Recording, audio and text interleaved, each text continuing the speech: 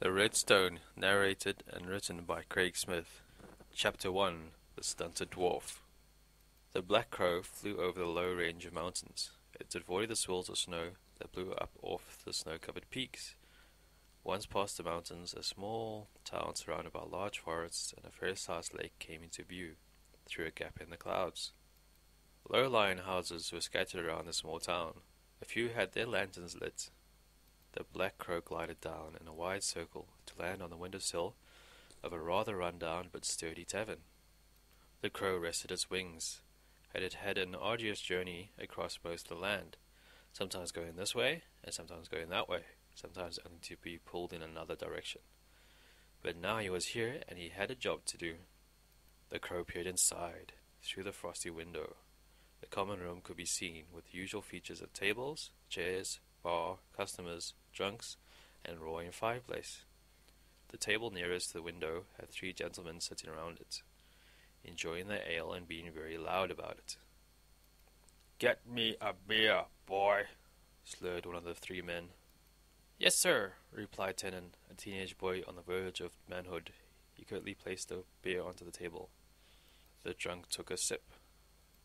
"This beer is cold," shouted the intoxicated man. "Sorry, sir," replied Tenon as the drunk grabbed his shirt. "You better be, boy," said the mad drunk, grabbing Tenon and throwing him down. The tray of mugs he had been carrying fell to the floor with a smash. Trails of ale flooded away across the dirty floor. The whole tavern roared with laughter. The servant boy was always good for a laugh or two. "That's coming out of your pay," shouted the tavern owner, Frail.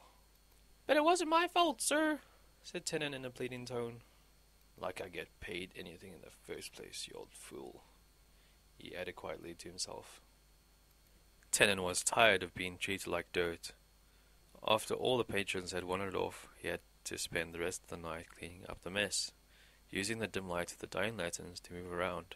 Tenon sat down in his now cold and empty tavern and ate his supper of leftovers.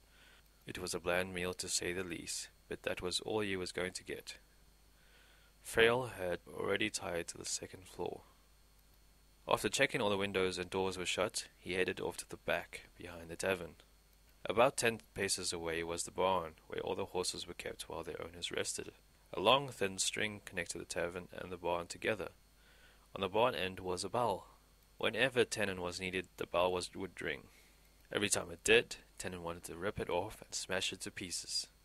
But he never did. At the back of the barn was a second floor that covered half the length of the barn.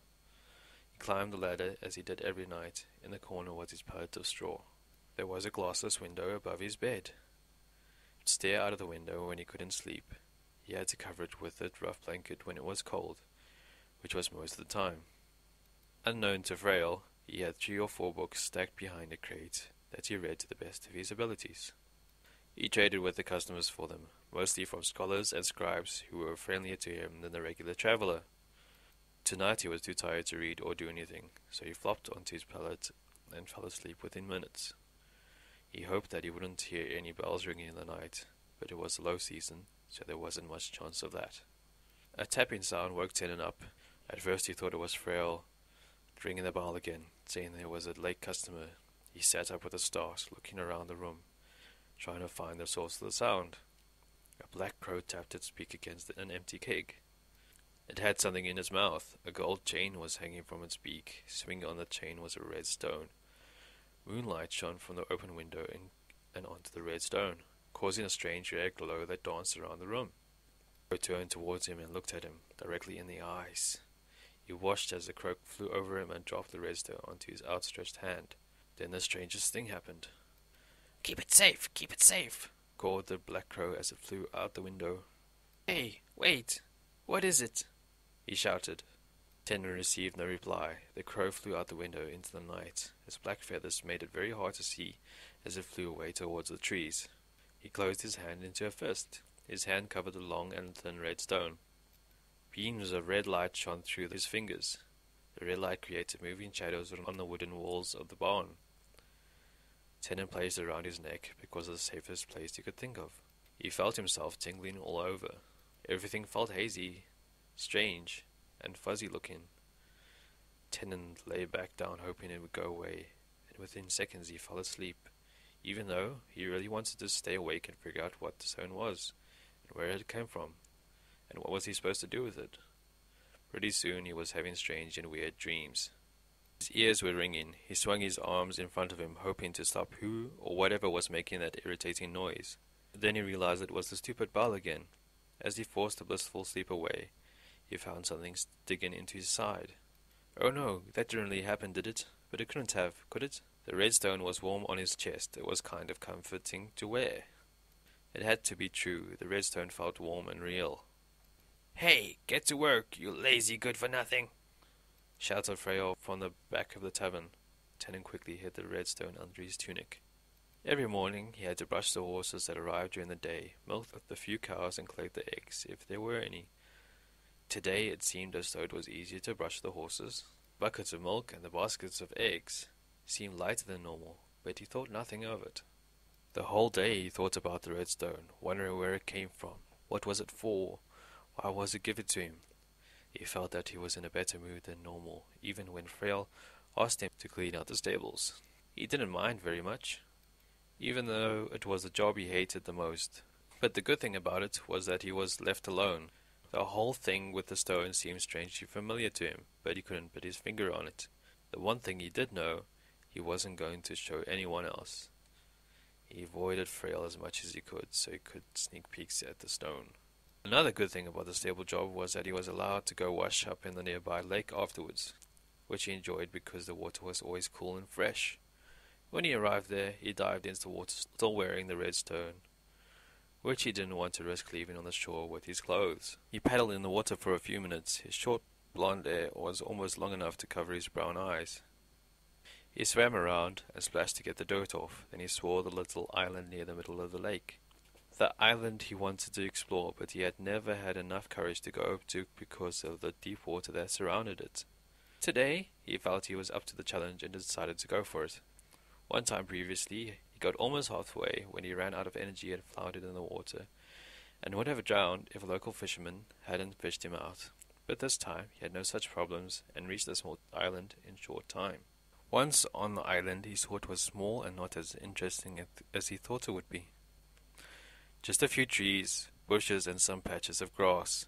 He then spotted a hole in the side of a small hill. So he decided to go investigate and found a stick to poke inside to see if anything would come out. He certainly was surprised when something darted out of the hole as if it was on a loaded spring. Tennant jumped high and came down running, not giving himself much time to see what it was. Once he reached the edge of the water, he dived in, thinking it would be safer there, but the thing that was following seemed just as agile in water as on dry land. But it wasn't fast enough to catch Tennant, who was splashing along faster than he had ever swam before. When he was about 2/3 of the way, he turned on his back to see how much of a gap he had created, and he was surprised to see that the creature was already climbing back out of the water and back onto its island. From what Tennant could see, it looked like some kind of reptile. Freyr was going to be mad with him, but he didn't mind because he was happy just to have escaped alive. On an island far away to the south, many months of travel away, was a small sailing boat big enough for about a 10-man crew. It was just about ready to set sail. Loaded onto the boat was a good supply of food, cooking material, water, dry goods, and 3 log chests. Just as the weather would clear up, 5 men and 2 women would climb aboard. They were all prepared to set sail towards the mainland. They would stop off at other islands for food and supplies along the way. That night in the tavern, there was the usual small crowd, of which more than half were already drunk. It was the end of the month, and everyone was in a rush to spend his or her pay. Tennant hated these times. It was the busiest, and it was just him serving them all. Freyr refused to get any help, saying that the tavern couldn't afford it. Tennant knew this was a lie. He knew that Freyr did as much as he could to cut costs and boost profits. Although Freyr did serve most of the customers at the bar, keeping an eye on things. Tennant, come here now, shouted Freyr from behind the bar. Tennant finished helping some people near the door and rushed over to his boss.